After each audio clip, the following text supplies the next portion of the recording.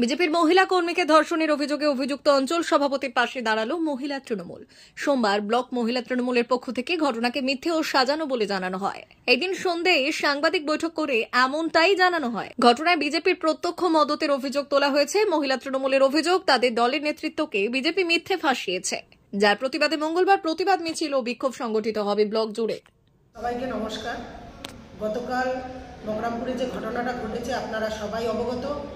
আমাদের তৃণমূলকে কুলুষিত করার জন্য বিজেপির যে চক্রান্ত, তারই প্রতিবাদে আমাদের নারায়ণগড় মহিলা তৃণমূল কংগ্রেস এই প্রেস কনফারেন্স করেছে।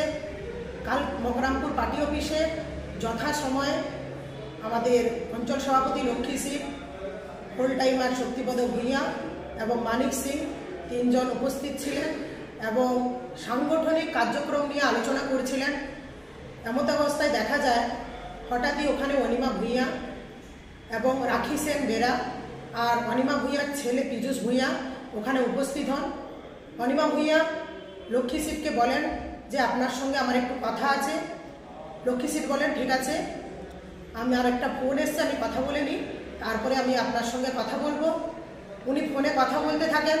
আচমকাই অনিমা ভূঁইয়া ওকে পিছন থেকে জড়িয়ে ধরে এবং তার ছেলে পীযুষ ভূঁইয়া ফুল টাইমার শক্তিপদকে ধরে ফেলে।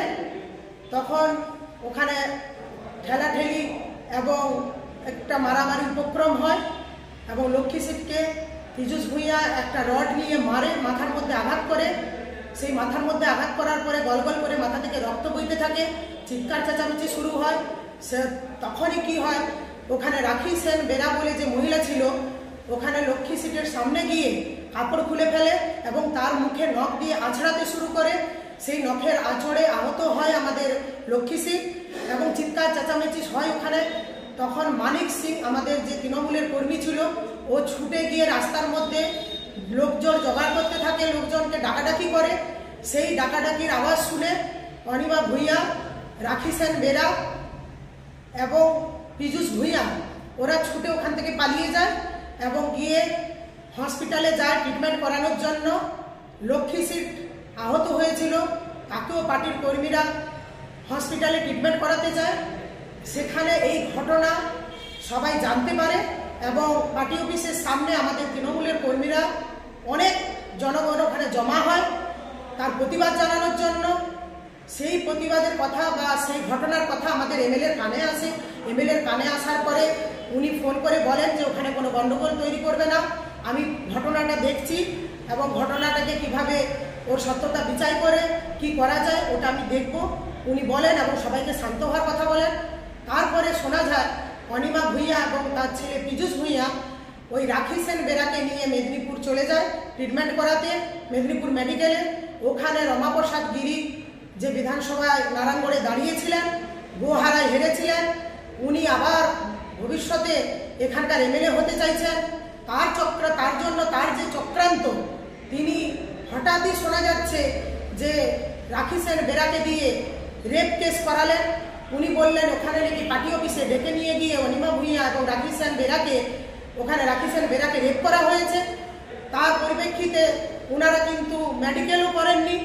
তখন পুলিশই যখন কেস হয়, পুলিশের মারফত ওখানে মেডিকেল করানো হয় এবং ওটাকে নিয়ে রমাপ্রসাদ গিরি এবং কিছু চ্যাংড়া বিজেপির ছেলেরা, গুন্ডারা, তারা এটাকে সোশ্যাল মিডিয়ার মাধ্যমে বিভিন্ন মিথ্যা প্রচার করে, বলে যে তৃণমূলের যে অঞ্চল সভাপতি আছেন লক্ষ্মী সিং, ওনাকে রেপ করেছে রাখি সেন বেরাকে।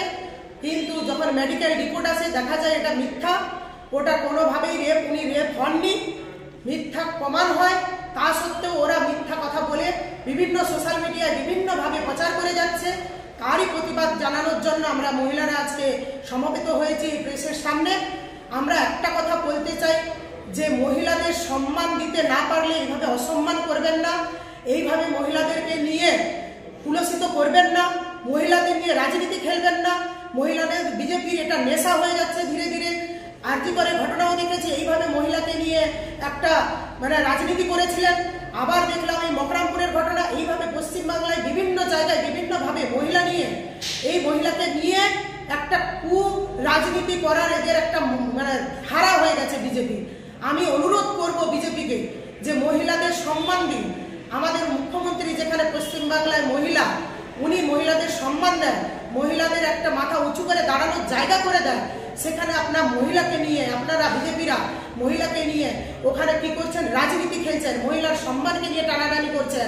আজকে যে রাখি সেন বেরা, উনি বুঝতে পারলেন না, উনি একটা সাধারণ বাড়ির মেয়ে, উনি কিন্তু এই চক্রান্তে পা দিলেন, বিজেপির চক্রান্তে পা দিলেন, উনি ফেসে গেলেন। উনি বুঝতে পারলেন না যে উনি কত বড় একটা বদনামের ভাগিদার হয়ে গেলেন, সারা জীবন ওকে শুনতে হবে উনি রেপিস্ট বলে। তাই উনি বুঝতে পারলেন না। কিন্তু এইরকম করে অনেক মহিলাকে এইভাবে ফাঁসানো হচ্ছে, বিজেপিরা এইভাবে ফাঁসাচ্ছে। আমি বলবো এইভাবে মহিলাদের ফাঁসাবেন না আপনারা, মহিলাদেরকে সম্মান দিন, মহিলাদেরকে মা, মহিলারা মায়ের রূপ, মহিলারা দুর্গার রূপ।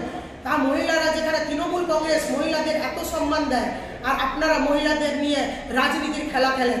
এই খেলা বন্ধ করুন। আজকে ফেসবুকে দেখলাম অগ্নিমিত্রা পল, যিনি লোকসভার প্রার্থী হয়ে এখানে বিজেপির দাঁড়িয়েছিলেন, তিনি আমাদের মুখ্যমন্ত্রী, মহিলা মুখ্যমন্ত্রী মমতা বন্দ্যোপাধ্যায়কে যেভাবে গালিগালাজ করলেন, যেভাবে কুরুচিকর মন্তব্য করলেন, আমি ধিক্কার জানি। উনি একজন মহিলা হয়ে কিভাবে এইরকম মহিলাকে গালিগালাজ করতে পারেন? এইভাবে ধিক্কার জানাবো, আমি ওনাকে ধিক্কার জানাচ্ছি। কারণ মহিলাকে সম্মান দিন। আপনি যদি মুখ্যমন্ত্রীকে সম্মান দিতে না পারেন, সাধারণ মানুষকে, সাধারণ মহিলাদের কিভাবে আপনি সম্মান দিবেন? আপনাকে ধিক্কার জানাই। 399 hotel and restaurant, Narayangarh bypass, পশ্চিম মেদিনীপুর। আমাদের এখানে সকাল, দুপুর ও রাত্রিকালীন আহারের সুব্যবস্থা রয়েছে। সকালের টিফিনে পাবেন স্ন্যাক্স, পরোটা, আলুর paratha, bread omelette, bread toast, dosa, idli, sambar vada সহ অন্যান্য আইটেম।